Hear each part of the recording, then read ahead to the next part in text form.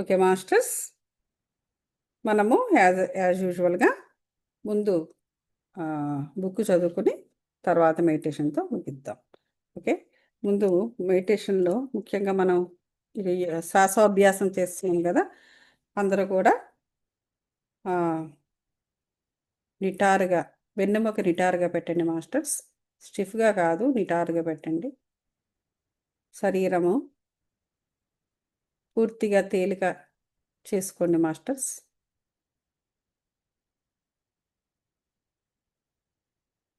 శ్వాస మీద ధ్యాస పెట్టండి.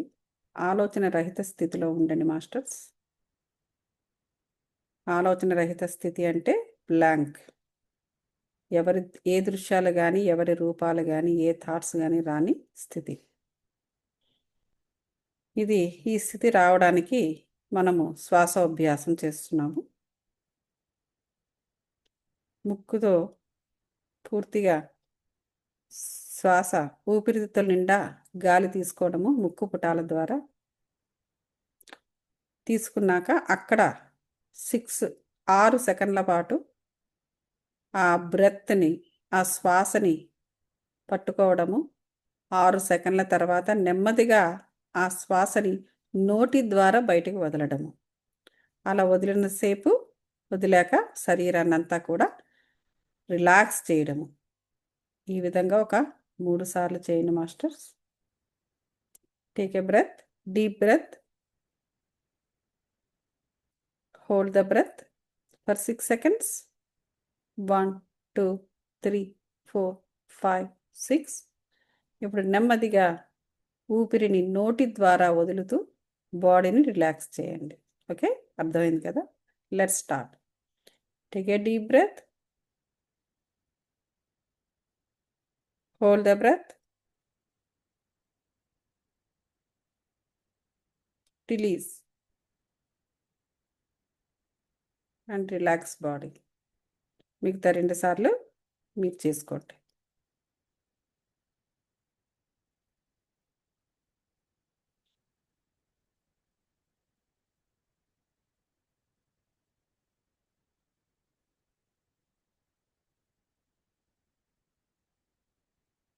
ఇలా చేస్తున్నంతసేపు శ్వాస మీదే ఉండాలి ధ్యాస.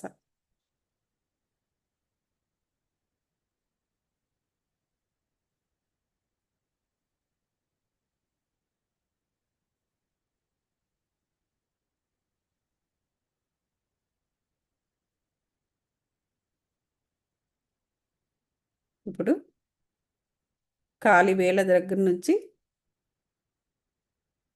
శరీరాన్ని భాగాలుగా మజిల్స్ టైట్ చేయడము. ఎంత టైట్ చేయగలిగితే అంత. తర్వాత రిలీజ్ చేయడము. ఈ విధంగా బాడీని నిశ్చల స్థితికి తీసుకురావాలి మాస్టర్స్. ముందుగా కాలి వేళ్ళు, పాదాలు టైటన్ చేయండి. ఇంకా ఇంకా ఇంకా ఎంత టైట్ చేయగలరో అంత. Now release. ఇప్పుడు కాలి పిక్కలు, అలాగే ఉడుకులు tight tight tight tight tight. Release. తొడలు ముందు వెనుక,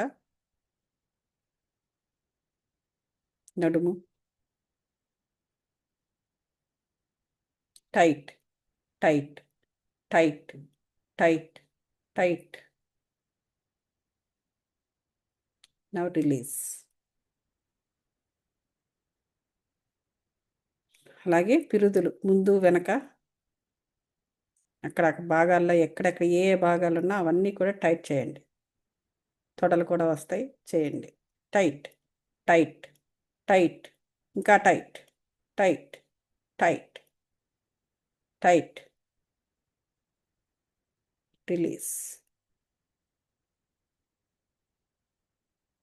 అలాగే పొత్తి కడుపు వెనక, ముందు, నడుము భాగము, abdomen tight tight tight tight, tight, release. ఇప్పుడు చేతి వ్రేళ్ళు, మోచేతులు, చేతులు భుజాల వరకు tight, tight, tight, tight, tight. Now release. ఇప్పుడు పొట్ట భాగం, నడుము కూడా వస్తుంది, చేయండి అంతా. ఎక్కడ ఏ ఏ భాగాలు దానికి యాడ్ అవుతాయో అన్ని భాగాలు. Tight, tight, tight, tight, tight, tight, tight. Release. ఇప్పుడు ఛాతీ భాగము, ముందు వెనక భుజాలు కూడా కదులుతాయి, అందులో కలపండి. Tight, tight, tight, tight, tight, tight, tight. Now release. మెడ భాగము, front to back, release, release, release, release, release. Sorry, tight, tight, tight, tight, tight, tight. Release. ఇప్పుడు ఫేస్, కళ్ళు, చెవులు, తల, ముందు భాగము, వెనక, ఫేస్.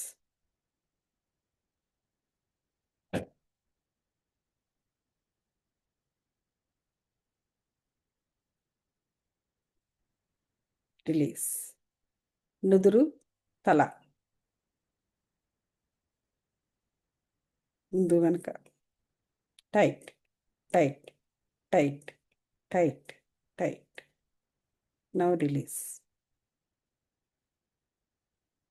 ఇప్పుడు కంప్లీట్గా రిలాక్స్ అయిపోండి మాస్టర్స్. ఇలా శ్వాస మీద శ్వాసను ఆశ్రయిస్తూ ఆలోచన రహిత స్థితిలో ఉండి బాడీని ఇలా రిలాక్సింగ్గా తేలిగ్గా ఉంచి ఇప్పుడు ఇది వినండి మాస్టర్స్.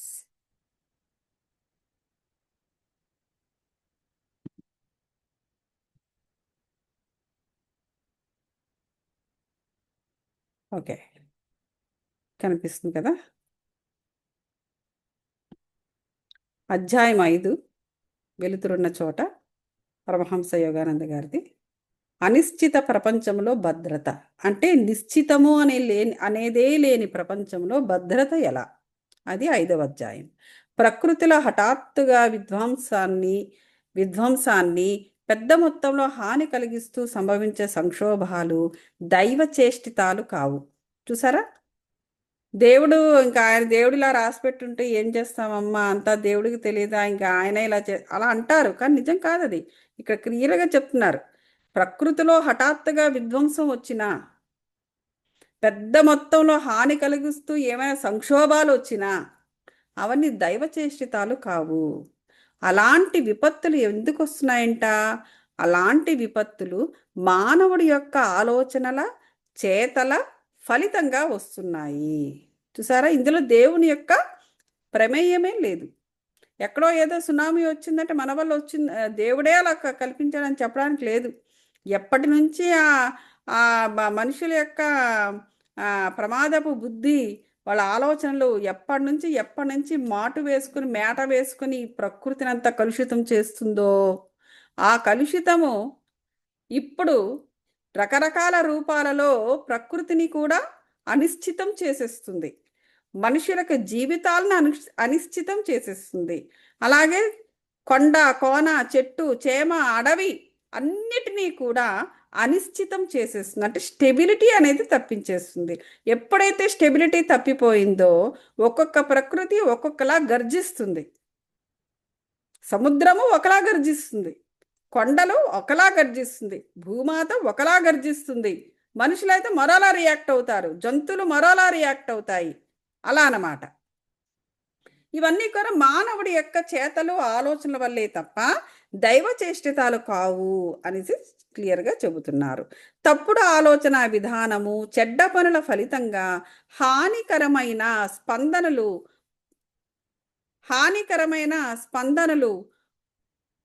పోగుపడినప్పుడు ప్రపంచపు మంచి చెడుల స్పందనల సంతులనం చెదిరి మీరు వినాశాన్ని చూస్తున్నారు. అది అది ఇవన్నీ కూడా వైబ్రేషన్స్ అన్నమాట. ఎప్పుడైతే మానవుడు హానికరమైన స్పందనలన్నీ పోగు చేస్తున్నాడో, అంటే అంతా అక్కడ బ్రోకెన్ థింగ్స్, అంతా బ్రోకెనే. ఎక్కడా కూడా ఒక ఒక కంప్లీట్ ఎనర్జీ అనేది ఉండదన్నమాట. సో అప్పుడు ఏమవుతుందంటే ఈ ప్రకృతి యొక్క స్పందనలు మనుషుల యొక్క అవి కూడా అనిశ్చితమైపోయి స్టెబిలిటీ తప్పిపోయి వినాశనం జరుగుతుంది. యుద్ధాలు విధికృతమైన దేవుడి పని కాక పెచ్చరెళ్ళిన భౌతిక స్వార్థపరత్వం వల్ల వస్తాయి. అది ఈ యుద్ధాలనేవి దేవుడి వల్ల వస్తున్నాయని అనుకోవద్దు. ఏదో విధికృతమైన దేవుడి యొక్క పని అనుకోవద్దు. ఇదేదో విధిలో వ్రాసుంది దేవుడి యొక్క పని అని అనుకోవద్దు. ఇది పెచ్చరిల్లిన భౌతిక స్వార్థపరత్వం వల్ల వస్తోంది అంటున్నారు పరమహంస యోగానంద గారు. పెచ్చరిల్లిన అంటే పెళ్ళుబికిపోయిన, బాగా పెచ్చు పెరిగిపోయిన అంటారు చూసారా, బాగా బాగా పెరిగిపోయిందండి వాడికి పొగరు, పెచ్చు పెరిగిపోయింది అంటారు. అదే మాట ఇక్కడ వాడారు. పెచ్చరిల్లిన భౌతిక స్వార్థపరత్వం వల్ల వస్తున్నవి. వ్యక్తిపరమైన పారిశ్రామిక జాతీయ స్వార్థపరత్వాన్ని తొలగించండి, అప్పుడు యుద్ధాలిక ఉండవు. అది ప్రపంచమంతటా ఉన్న ఈ కాలపు అధ్వానమైన పరిస్థితులు చెడ్డ ఆదర్శాలకు అనుగుణంగా జీవించడం వల్ల కలిగిన ఫలితము. అది ఈ అధ్వానమైన పరిస్థితులన్నీ కూడా కారణం ఎందుకు జరుగుతుంది? అధ్వానం, మనుషులకు జీవితాల అధ్వానం, వ్యవస్థ యొక్క మనుగడ అధ్వానం, ప్రపంచం యొక్క మనుగడ ఇలా అధ్వానంగా ఎందుకు జరుగుతోంది అంట? చెడ్డ ఆదర్శాలకు అనుగుణంగా జీవించడం వలన. మంచి ఆదర్శాలు లేవు మానవులకి, చెడ్డ ఆదర్శాలకు అనుగుణంగా జీవిస్తున్నారు. వ్యక్తులను, జాతులను అత్యుత్తమ ఆదర్శాలైన సౌభ్రాతృత్వము, పారిశ్రామిక సహకారము, ఇంకా అంతర్జాతీయంగా ప్రాపంచిక వస్తువుల లౌకిక జ్ఞానాల బదలాయింపు ద్వారా పూర్తి విధ్వంసం నుంచి రక్షించవచ్చు. అది ఎప్పుడైతే అత్యుత్తమ ఆదర్శాలను మానవుడు పట్టుకుంటాడో, సౌభ్రాతృత్వాన్ని, పారిశ్రామిక సహకారాన్ని, అంతర్జాతీయంగా ప్రాపంచిక వస్తువులు, లౌకిక జ్ఞానము ఇవన్నీ పెంపొందించుకుంటే విధ్వంసం నుంచి బయటపడచ్చు అంటున్నారు. ఒక విశాలమైన అవగాహనలో మనకిక ఏ సరిహద్దులు లేని సమయం ఒకటి వస్తుందని నమ్ముతాను. అది ఎప్పుడో ఒకసారి వస్తుంది ఈ అవగాహన అనేది నేను నమ్ముతాను అంటున్నారు ఆయన. ఈ భూమిని మన దేశం అని పిలవాలి. ఇంకా ఒకానొక న్యాయమైన పద్ధతిలో అంతర్జాతీయ చట్ట సభ ద్వారా ప్రపంచంలోని వస్తువులను నిస్వార్థంగా ప్రజలు అవసరాలను బట్టి పంచాలి. అది ఈయన కూడా సమాజం గురించే. చూసారా, ఏ యోగి అయినా తాను ఎటువంటి శక్తిని సంపాదించినా అది మానవాళికి, ప్రకృతికే ఉపయోగించి తీరాలండి. లోకం కోసం ఉపయోగించి తీరాలే తప్ప తన సంపాదించుకున్న శక్తులన్నింటినీ తన దగ్గరే పెట్టుకోవడానికి ఏమీ లేదు. తిరిగి ఈయన కూడా మళ్ళీ సమాజవాదే అయ్యారు. ఆయన యోగే కావచ్చు, తిరిగి మళ్ళీ సమాజవాదమే. సో కానీ సమానత్వాన్ని బలప్రయోగం చేత ఏర్పరచకూడదు. ఎలా సమానత్వం అంటున్నారు? ఈక్వాలిటీ కావాలంటున్నారు. Equal opportunity. ఏమిటా ఈక్వల్ ఆపర్చునిటీ? న్యాయమైన పద్ధతిలో అంతర్జాతీయ చట్ట సభల ద్వారా ప్రపంచంలో, ఏదో ఒక దేశం కాదు, ప్రపంచంలోని వస్తువులను నిస్వార్థంగా ప్రజలు తమ అవసరాలను బట్టి వాడేలా ఉండాలి అనేటువంటిది ఆయన ప్రాతిపదిక. మనం ఇప్పుడే మనతోనే మొదలు పెట్టాలి. అది అప్పుడున్న ప్రజలకు చెప్తున్నారు. ఇది ఆయన ఎప్పుడో చెప్పినది అప్పుడున్న ప్రజలకి. అదేదో మనం మొదలు పెట్టాలి. మనం మొదలు పెడితే తర్వాత ముందు తరాలకు ఉపయోగపడుతుంది అని పరమహంస గారు చెబుతున్నారు. మనకి దారి చూపడానికి, మళ్ళా భూమి మీదకి వచ్చిన దివ్య మానవుల్లా కావడానికి మనం ప్రయత్నించాలి. అది ఇప్పుడు మనం దారి చూపితే తర్వాత మళ్ళీ మనం భూమి మీదకి వచ్చినప్పుడు అప్పుడు దివ్య మానవుల్లా మనం రావడానికి ప్రయత్నించాలి. అంటే మనం దివ్య మానవుల్లాగా అక్కడ రావాలి అంటే ఇప్పటి నుంచి మనము ఈ స్పిరిచువల్ పద్ధతులు, ఈ స్పిరిచువల్గా మనం ముందుకు తీసుకెళ్ళాలి ప్రపంచాన్ని అని చెబుతున్నారు. వాళ్ళు బోధించి నిదర్శనంగా నిలిచిన విధంగా ఒకరినొకరు ప్రేమించుకోవడం ద్వారా మన అవగాహన స్పష్టంగా ఉంచుకోవడం వల్ల శాంతి వస్తుంది అని చెప్పారు. ద్వేషాన్ని జయించడానికి ప్రయత్నించి మానవ జాతి క్రీస్తు వంటి వారి మార్గాలైన ప్రేమ వైపు ప్రేరేపించడము ఆశ లేనిదని మీరు భావించవచ్చు. ఇది ఏమంటున్నారంటే ద్వేషాన్ని జయించాలి అని ప్రయత్నిస్తే తప్పకుండా యేసుక్రీస్తు వేసిన మార్గం ఏంటి? ప్రేమ మార్గము. ఆ ప్రేమ మార్గాన్ని తప్పకుండా ప్రేరేపించాలి ప్రతి ఒక్కరిలో. అదే ఎటువంటి ఆశ, ఎటువంటి స్వార్థము లేని మార్గము. అటువంటి మార్గము మనం క్రీస్తు వేసిన మార్గమే మనం కూడా వేస్తేనే ద్వేషాన్ని జయించగలము అన్నారు. కానీ దాని అవసరం ఇప్పుడునంతగా మరెప్పుడూ లేదు. ఇప్పుడుంది అవసరము. క్రీస్తు టైంలో కన్నా కూడా క్రీస్తు టైంలో ప్రేమ మార్గం ఆయన వేశారు. ఇప్పుడు మళ్ళీ ఆ ప్రేమ మార్గం యొక్క అవసరం మనకి ఏర్పడింది అని అంటున్నారు. నాస్తిక ఆదర్శాలు ధర్మాన్ని వెళ్ళగొట్టడానికి పోరు సెలుపుతున్నాయి. ఎందుకు అంటే ఆయన టైంలోనే యోగానంద పరమహంస గారి టైంలోనే నాస్తిక ఆదర్శాలు ఎక్కువైపోయినాయంట. ఇంకా చూసుకొని ఇప్పుడు ఇంకెలా ఉన్నాయో చూడండి. ఆ నాస్తిక ఆదర్శాలు ధర్మాన్ని వెళ్ళగొట్టడానికి పోరు సెలుపుతున్నాయి. అప్పుడు చూడండి, ఆ రోజుల్లో ధర్మాన్ని వెళ్ళగొట్టడానికి నాస్తిక ఆదర్శం. ఇప్పుడు పరమహంస గారు ఇప్పుడు పుట్టుంటే ఏమనేవారో ఇప్పుడు. ప్రపంచం ఒక అనాగరికమైన నాటకీయ జీవన విధానం వైపు అడుగులు వేస్తున్నది. ప్రబలమవుతున్న సంక్షోభాలను ఆపే ప్రయత్నము చిన్న చీమలు సముద్రములో ఈదడం వంటి దానికంటే కూడా ఎక్కువగా ఏమీ కనబడడం లేదు. కానీ మీ శక్తిని తక్కువగా అంచనా వేయకండి అని ఏమంటున్నారంటే, అప్పుడున్న పరిస్థితులు ఎలా ఉన్నాయంట? చిన్న చిన్న చీమలు సముద్రాన్ని ఈదడానికి ప్రయత్నిస్తున్నట్టుగా ఉంది మన పరిస్థితి. అలాగని మన శక్తిని మనం తక్కువ అంచనా వేయొద్దు. ఇంక మనం ఏం చేస్తావులే ఇంత మహా అనేటువంటి భావన రానివ్వకుండా ఆయన జాగృతం చేస్తున్నారు మన జాతిని.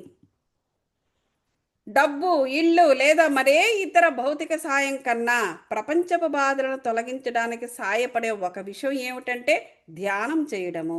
అండర్లైన్ చేసుకోండి. అని ఏం చెప్పారు? డబ్బులు ఇవ్వడము, ఇల్లులు కట్టించడము, లేకపోతే ఏదైనా భౌతిక సాయం చేయడము, వీటన్నిటికన్నా ఇవేమీ కూడా ప్రపంచం యొక్క బాధలను తొలగించవు. ప్రపంచపు బాధలను తొలగించడానికి సహాయపడే ఒక విషయం ఏమిటంటే ధ్యానము చేయడము అని చెప్పేసి అన్నారు. చూసారా? ధ్యానము పరమహంస గారు చెప్పింది. ఇంకా మనం అనుభవించిన ఆ భగవంతుడి దివ్య చేతనను ఇతరులకు ప్రసరింపజేయడం. అంతేకాకుండా మనం అనుభవిస్తున్న ఆ భగవంతుని యొక్క దివ్య చేతనను ఇతరులకు మనం ప్రసరింపజేయాలి. అంటే ఇతరులకు కూడా మనం ధ్యానం నేర్పాలి. ధ్యానానుభవాలను వాళ్ళకి విశ్లేషించి చెప్పాలి. వాళ్ళకి జ్ఞానాన్ని ఇవ్వాలి. ఆ జ్ఞానంతో వాళ్ళకి విజ్డమ్ వచ్చేలా మనం హెల్ప్ చేయాలి అనేసి చెబుతున్నారు. నా లోపల ఉన్న దాన్ని 1000 మంది నియంతలు కూడా ఎప్పుడు నాశనం చేయలేరు. అది మన లోపల ఏముందో అది ఏమిటి? మన లోపల ధ్యానం చేస్తే నీకేముంటుంది? నువ్వు దైవత్వం ఉంటుంది. ఆ దైవత్వాన్ని 1000 మంది నియంతలు, ఒక హిట్లర్ లాంటి 1000 మంది వాళ్ళు డిక్టేటర్స్ వచ్చినా కూడా నాశనం చెయ్యలేరు అని చెబుతున్నారు. ప్రతిరోజు ఆయన చైతన్యాన్ని ఇతరులకు ప్రసరింపజేయండి. ఆయన చైతన్యం అంటే దేవుని యొక్క చైతన్యము. అన్ని ఆత్మలను ఆయన వైపు ఆకర్షించాలనే మానవ జాతి కోసం దేవుడుకున్న ప్రణాళికను అర్థం చేసుకోవడానికి ప్రయత్నించి ఆయన సంకల్పంతో సామరస్యంగా పనిచేయండి. అది ఆత్మలన్నీ కూడా దేవుని వైపు ఆకర్షించాలని మనం కోరుకోవాలి. మానవ జాతి కోసం దేవుడికున్న ప్రణాళికను అర్థం చేసుకునేలాగా ఈ ఆత్మలన్నీ కూడా అర్థం చేసుకుని ఆ దేవుని వైపే ఆకర్షించాలి అనేటువంటి సంకల్పముతో మనము ఉండాలి అంటున్నారు. ఇది ఈజీయే కదా? ఆత్మలన్నీ కూడా రకరకాలుగా ఉన్నారు మనుషులు. వీళ్ళందరూ కూడా దేవునికి ఆకర్షించాలి. ఆ దేవుని వైపు ఆకర్షణ కలిగి ఉండాలి. మానవ జాతి కోసము దేవుడికున్న ప్రణాళిక ఏదో ఉంటుంది ప్రతి వాళ్ళ కోసము, ప్లస్ మానవ జాతి కోసము. ఆ ప్రణాళికను వీళ్ళందరూ ఈ ఆత్మలన్నీ అర్థం చేసుకుని ఆయన సంకల్పంతో సామరస్యంగా వీళ్ళు పనిచేసే విధంగా దేవుని వైపే ఆకర్షితులు అవ్వాలి అని మనం కోరుకుంటే చాలు అంటున్నారు. చాలా సింపుల్గా ఉంది ఈ దైవ సంకల్పం. చాలా బాగుంది, ఈజీ. సో దేవుడు అంటే ప్రేమ. సృష్టికి ఆయన నిర్ణయించిన ప్రణాళిక ప్రేమలోనే పాదుకోగలదు. అది దేవుడు అంటేనే ప్రేమ. ఇది మనం ఎప్పటి నుంచో చెబుతున్నాను, యూనివర్సల్ లవ్. ఆడామగ లవ్ తీసుకొచ్చి ఆ లవ్కి అంటగడుతూ ఉంటారు మానవులు. అది వేరు, ఇది వేరు. ఇది interconnectedness among everything and everybody under the sun. అది యూనివర్సల్ లవ్ అంటే, అది ఇంటర్ కనెక్టెడ్నెస్ అంటే. సో ఈ దేవుడు అంటే ప్రేమ. దేవుడు అంటేనే ప్రేమ. దేవుడు అంటే విశ్వము, అంటే విశ్వం అంటే ప్రేమ.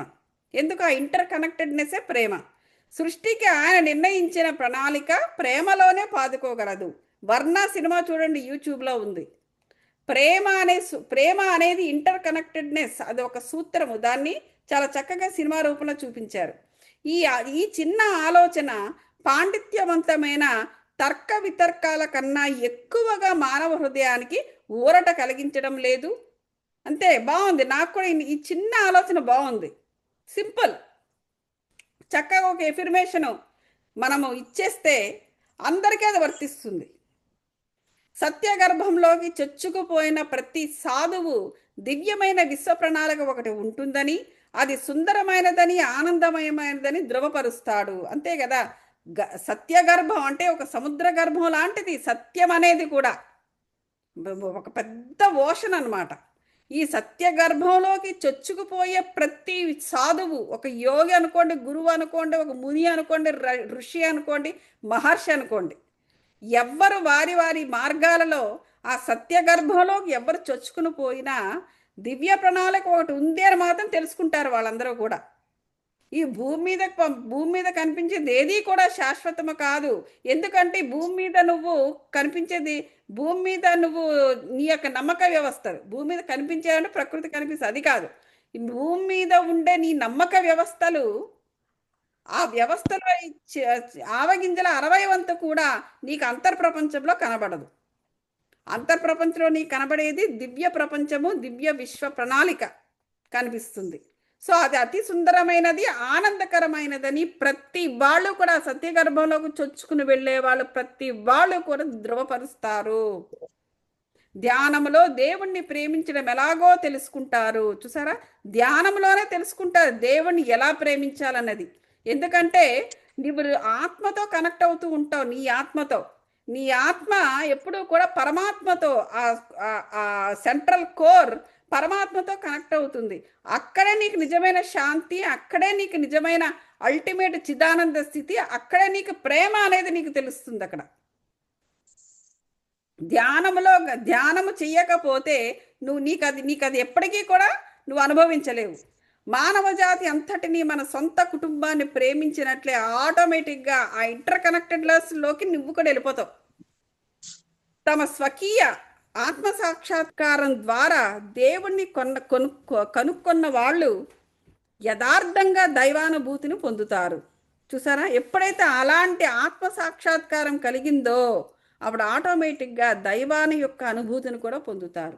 వాళ్ళు మాత్రమే ఫలానా అని కాకుండా తన సొంత రక్తం పంచుకుని పుట్టిన సోదరుల్లా, ఒకే తండ్రి బిడ్డల్లా మానవ జాతిని ప్రేమించగలుగుతారు.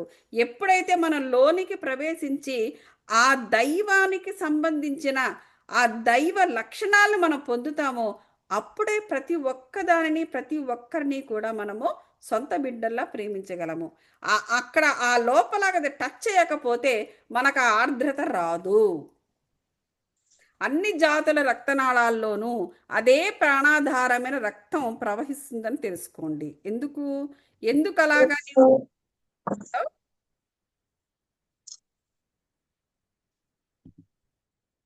సో ఎందుకు ఆ విధంగా అనిపిస్తుంది? ఎందుకు మనకు ఆ లోపలికి ఒకసారి ఆత్మతో కనెక్ట్ అయిన తర్వాత మన లక్షణాలు ఎందుకు మారిపోతాయంటే, ఆ రక్తనాళాల్లో ప్రాణాధారము అంటే ప్రాణశక్తి ప్రవహిస్తూ ఉంటుంది.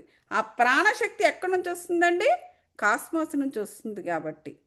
కానీ ఆ ప్రాణశక్తి, రక్తంలో ప్రవహిస్తున్న ప్రాణశక్తి సరిపోదు నీకు పూర్తిగా ఆత్మ సాక్షాత్కారం కలిగించడానికి. నీకు సరిపోదు ఆ ఎనర్జీ, ఆ మాత్రపు ఎనర్జీ సరిపోదు.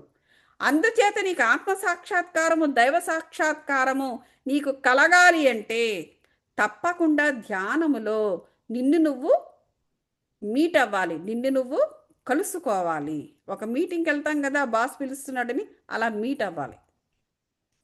అందరిలోనూ దేవుడు జీవించి శ్వాసిస్తున్నప్పుడు ఏ జాతి వాడైనప్పటికీ ఒక మానవుణ్ణి ఇంకొక మానవుడు ద్వేషించడానికి ధైర్యము ఉండదు. అది అటువంటి అదే అనుభూతి అందరిలో ప్రవేశిస్తుంటే ఒకడు ఇంకొకరిని ద్వేషించడము, ఒకడు ఇంకోటి మీద అసూయపడ్డము, వాడికి హాని చేద్దాం, వీడికి హాని చేద్దాం, ఇలాంటివేమీ కూడా ఉండవు అనేసి డంకా బజాయించి మరి చెబుతున్నారు మన పరమహంస యోగానంద గారు. మనము అమెరికా వాసులమా, హిందువులమా, మరొక జాతి వాళ్ళమా అనేది కేవలము కొన్ని సంవత్సరాల మట్టుకే ఉంటుంది. ఎప్పుడు? యాజ్ లాంగ్ ఏజ్ నువ్వు ఆ లోనికి వెళ్ళి నువ్వెవరివో తెలుసుకోనంత వరకు, ఆత్మ సాక్షాత్కారము, భగవంతుని సాక్షాత్కారం ఇంకా కానంత వరకే ఇవన్నీ ఉంటాయి. నువ్వు హిందువువి, నేను ముస్లింని, నువ్వు అది, నువ్వు ఇది, నేను అమెరికా, నేను ఇది, నీ జాతి అది, నీ కులం ఇది, నా ఇది, ఇవన్నీ ఉంటాయట. ఒక్కసారిగా ఒకసారి లోనికి వెళ్ళి బయటకు వచ్చిన తర్వాత శాశ్వతంగా మనం దేవుని బిడ్డలమనేటువంటి విషయాన్ని తెలుసుకున్న తర్వాత ఈ జాతి భేదాలనేవి ఉండవు. మానవుడు సృష్టించిన హద్దులకు ఆత్మను బందీ చెయ్యలేము. చూసారా, మానవుడు సృష్టించిన ఈ హద్దులకు ఆత్మ బందీ అవ్వదు. నువ్వు ఆత్మని నాకు నాకు బయట బయట మానవుడు సృష్టించుకున్న హద్దుల్లోనే నాకు సంతోషము ఉంది, ఆ హద్దులే నాకు కావాలి, వాటిని ఆశ్రయించుకొని నేను జీవించి బ్రతికి చచ్చిపోతాను అంటే అది వేరే సంగతి, అది నీ నిర్ణయం, నీ ఇష్టం. కానీ నీ ఆత్మ మాత్రము నువ్వేదనుకుంటే అది దానికి బంధింపబడి ఉండదు. దానికి నచ్చని పక్షంలో ఎగ్జిట్స్ చూసుకుని వెళ్ళిపోతుంది. ఆ శరీరం నీకు అక్కడే పడిపోతుంది. దాని జాతీయత పరమాత్మ, దాని దేశము సర్వవ్యాపకత్వం. అది ఆత్మ యొక్క లక్షణం ఏంటంటే సర్వంగా వ్యాపించడము. నువ్వు రిస్ట్రిక్టెడ్గా నీ నమ్మక వ్యవస్థలో, నీ మత వ్యవస్థలో, నీ కుల వ్యవస్థలోనే ఇలాగ నేను కూరుకుపోయాను కాబట్టి నా ఆత్మను కూడా కూర్చేస్తానంటే అది ఉండదు. అది ఎందుకు? దాని లక్షణము నీ లక్షణము కాదు, దాని లక్షణము సర్వవ్యాపకత్వము. దాని జాతీయత ఏమిటండి? పరమాత్మ యొక్క జాతీయత, నీ యొక్క జాతీయత, నీ కులము యొక్క జాతీయత, నీ మతము యొక్క జాతీయత, లేకపోతే నీ ఇంట్లో వాళ్ళ యొక్క జాతీయత. నువ్వు నీ ఇంట్లో వాళ్ళ మీద ఆధారపడి వాళ్ళనే శ్వాసిస్తూ వాళ్ళ మాటే నువ్వు తింటూ వాళ్ళు ఏం పెడితే అది తాగుతూ నువ్వు ఉండవచ్చు, అది నీ ఇష్టం. అది కానీ నీ ఆత్మ మాత్రం అలాగ చేయదు. మీ లోపల దేవుడితో సంపర్కం ఏర్పరచుకుంటేనే ఆయన ప్రతి ఒక్కరిలో ఉన్నాడని, అన్ని జాతుల పిల్లలుగా ఆయనే ఉన్నాడని తెలుసుకుంటారు. అప్పుడు మీరెవరికి శత్రువు కాలేరు. ద మూమెంట్ నువ్వు తెలుసుకుని అర్థం చేసుకున్నప్పుడు ఆటోమేటిక్గా నీ చుట్టూ ఉన్న సాంఘిక సమస్యలు, ద్వేషాలు, శత్రువులు మెల్లమెల్లగా తగ్గిపోవడం మొదలు పెడతారు. ప్రపంచం మొత్తము ఆ విశ్వజనీన ప్రేమతో ప్రేమించినట్లయితే మానవులు ఒకరికి వ్యతిరేకంగా మరొకరు ఆయుధం పట్టవలసిన అవసరం ఉండదు. చూసారా, విశ్వజనీయమైన ప్రేమ అంటే ఏంటి? Universal love. నిందా చెప్పాను కదా యూనివర్సల్ లవ్ అంటే ఏమిటో. ఆ యూనివర్సల్ లవ్తో ప్రతివారు ఉన్నట్లయితే ఒకరు మరొకరికి వ్యతిరేకంగా ఆయుధం పట్టుకోరు. అంటే ఇప్పుడు అందరూ కూడా గొడ్డళ్ళు కడవళ్ళు ఎవరు పట్టుకోవట్లా, వేరే కృత్రిమ మార్గాల ద్వారా ఎదుటివాడిని నాశనం చేస్తున్నారు, తాంత్రిక విద్యల ద్వారా చేస్తున్నారు. మరి అది కూడా నాశనమే కదండి. ఏదైతే నువ్వు నువ్వు నువ్వు గొడ్డలి పార పట్టుకుంటే నేనేమిటి, ఇది మాత్రం కాదేమిటి అంటే దీనికి ఎలాగో ఎవిడెన్స్ లేదు కాబట్టి మేము ఏమైనా చేస్తామంటే అనేది అలా ఊరుకోదు కదా. నేచర్ ఇది చూస్తూ ఉంటుంది కదా, ఇది బయటపడుతుంది. కాబట్టి మనం క్రీస్తు వంటి స్వకీయ దృష్టాంతము ద్వారా అన్ని మతాల మధ్య, అన్ని జాతుల మధ్య, అన్ని వర్గాల మధ్య ఏకత్వాన్ని తీసుకురావాలి. ఏకమేవ ద్వితీయం. ఎవరు? క్రియాయోగి మహాబాబావతార గారి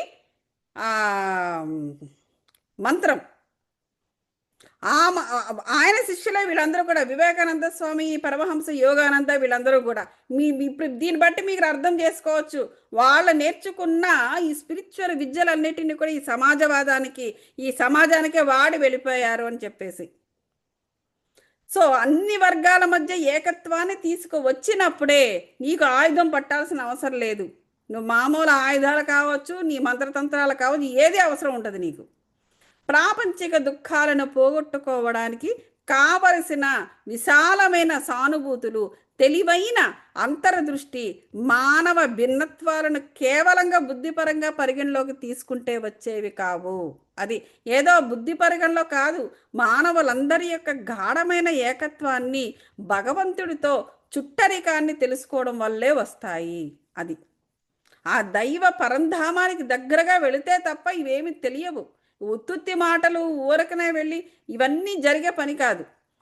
సౌభ్రాతృత్వం ద్వారా శాంతి అన్న ప్రపంచపు అత్యున్నత ఆదర్శాన్ని సాక్షాత్కరించుకునే దిశగా దైవంతో వ్యక్తిగతంగా అనుసంధానాన్ని ఇచ్చే యోగ శాస్త్రం సకాలంలో మానవులందరికీ అన్ని దేశాల్లోనూ విస్తరించాలి. అంటే ఇవన్నీ ఆయన అప్పుడు చెప్పారనమాట. వాళ్ళందరూ కూడా పాదచారులు, లేకపోతే వాళ్ళందరూ కూడా దేశ విదేశాలు వెళ్ళి ప్రచారాలన్నీ చేసుకొచ్చారు. వాళ్ళు ఎక్కడికి వెళ్ళినా వాళ్ళ స్పీచ్లు ఇవే ఉంటాయన్నమాట. సో ఇక్కడితో ఆపుదాం మాస్టర్స్, మనము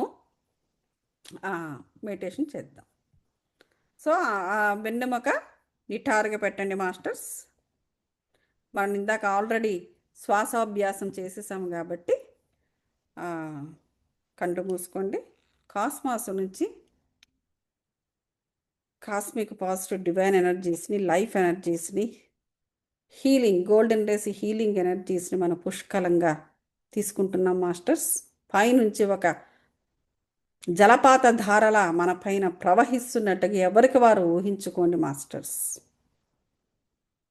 ఈ కాస్మిక్ పాజిటివ్ డివైన్ ఎనర్జీస్ ఆరాలో పూర్తిగా నిండి క్రమేపీ 7 శరీరాల్లోకి ప్రవేశించి ఎక్కడెక్కడ నెగిటివ్ ఎనర్జీస్ ఉన్నా వాటన్నిటిని బయటకి పారద్రోలి వాటిపై దాడి చేసి వాటి యొక్క నెగిటివ్ ఆస్పెక్ట్స్ని కంప్లీట్గా డిస్ట్రాయ్ చేసి ఆ విధంగా పునీతమైన ఆ ఎనర్జీస్ ప్రకృతిలో కలిసిపోయిన మాస్టర్స్ ఇప్పుడు కంప్లీట్గా ఆరా నుండి 7 శరీరాల్లో కూడా డివైన్ ఎనర్జీస్ నిండి ఉన్నవి.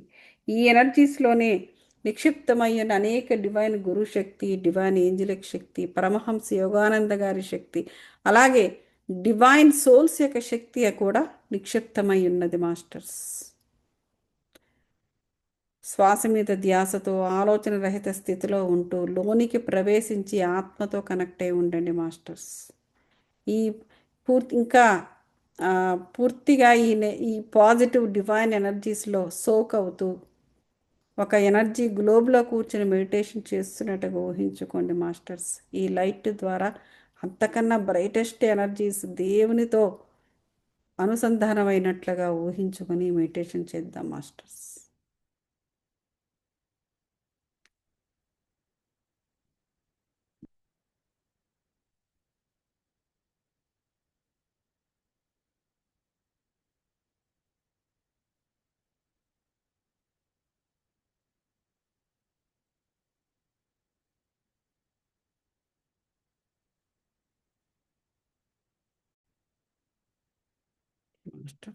నమో నమః.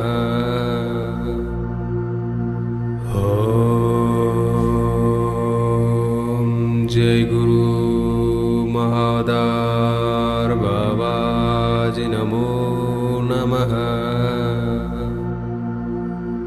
ఓం జై గురు మహాదార్ బాబాజీ నమో నమః. ఓం జై గురు మహాదార్ బాబాజీ నమో నమః.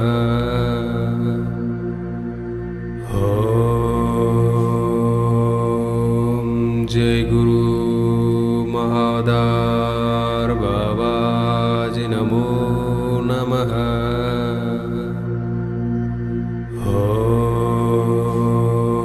ఓం జై గురు మహాదార్ బాబాజీ నమో నమః.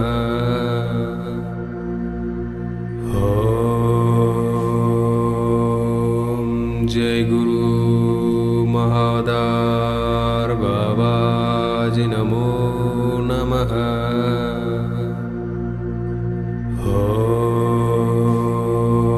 ఓం జై గురు మహాదార్ బాబాజీ నమో నమః.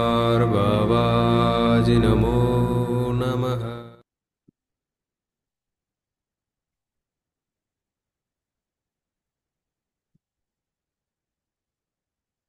ఓకే మాస్టర్స్, హై ఎనర్జీస్ నుండి నార్మల్ స్టేట్ ఆఫ్ మైండ్కి రావడానికి నెమ్మదిగా ట్రై చేయండి masters. Take your own time.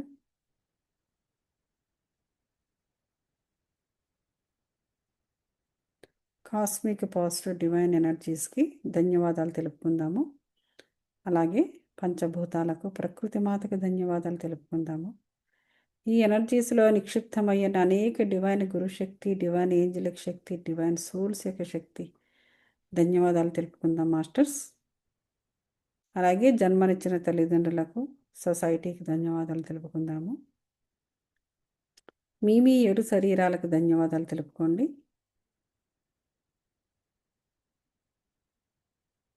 ఇప్పుడు 2 అరచేతులను తీసుకుని కండ్ల మీద పెట్టుకోండి మాస్టర్స్.